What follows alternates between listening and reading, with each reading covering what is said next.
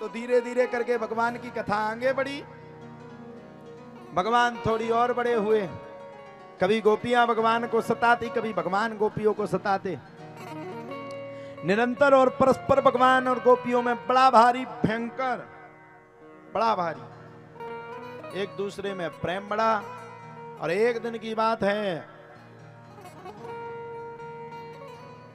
शरद पूर्णिमा की रात्रि पर भगवान श्री कृष्ण ने बड़ी सुंदर बांसुरी बजाई। ऐसी बांसुरी, ऐसी बांसुरी, ऐसी बांसुरी कि बांसुरी की धुन को सुन करके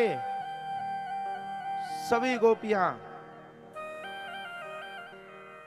अपने आप दौड़ी दौड़ी खिंची खिंची भगवान के पास आ गई। एक गोपी रात्रि के समय में दौनी कर रही थी, दौनी। जब उसको भगवान की वह सुंदर बांसुरी सुनाई दी, तब गोपी ने सब कुछ फेंक दिया और फेंक करके दौड़ लगा करके भगवान के सामने पहुंच गई। यहां तक कि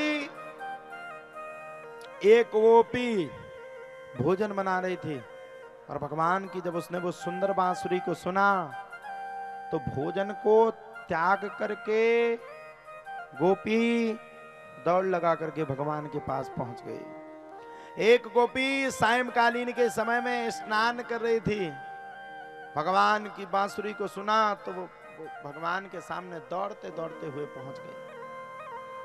यहां तक कि एक और गोपी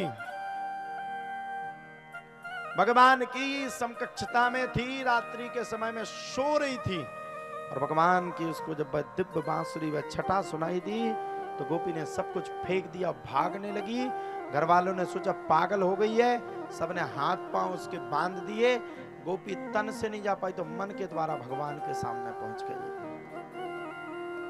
जब भगवान ने सभी गोपियों को आता हुआ देखा तो भगवान ने गोपियों से हाथ जोड़ करके पूछा, अरे गोपियों क्या बात है, इतने सुंदर ब्रज में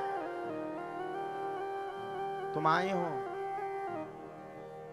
इतने सुंदर ब्रज में तुम आए हो, इतने सुंदर ब्रज में तुम विराजमान हो, और गोपियों इतनी काली रात में, अंधेरी रात में तुम जंगल में क्या कर रहे हो? मानो आज भी भगवान गोपियों के अंदर के मन के भाव को पढ़ रहे हैं, गोपियों के अंदर के मन के भाव को रख रहे हैं। यहां तक कि कहा जाता है अंदर के भावों को प्रतीत करते हुए भगवान शांति पूर्वक विराजमान है। अंदर के भावों को देख करके भगवान शांति पूर्वक बैठे हुए हैं। और गोपियों के अंदर के भाव को देख करके जब भगवान बैठे तब गोपियों ने हाथ जोड़ करके भगवान से कहा, भगवान अब मत सताओ, बहुत दिन से आपको पाने के लिए हमारी तरसता तड़पता आज एक हुई है। भगवान हमें आप अपनी शरण में ले लो। यहां तक कि बांसुरी को धुन सुन करके पार्वती मैया भी गाने लगी। भोले बाबा बैठे हुए थे, पार्वती से जिद पकड़ गए, देवी मुझे भी उस रास में जाना है, मुझे भी रास के बड़े सुंदर दर्शन करने हैं। भोले बाबा सज गए और ऐसे ही बिना गोपी बने जाने लगे तो रास में किसी भगवान के अलावा किसी दूसरे की एंट्री नहीं थी। भोले बाबा को भगा दिया। बड़ा गुस्सा आया भोले बाबा को।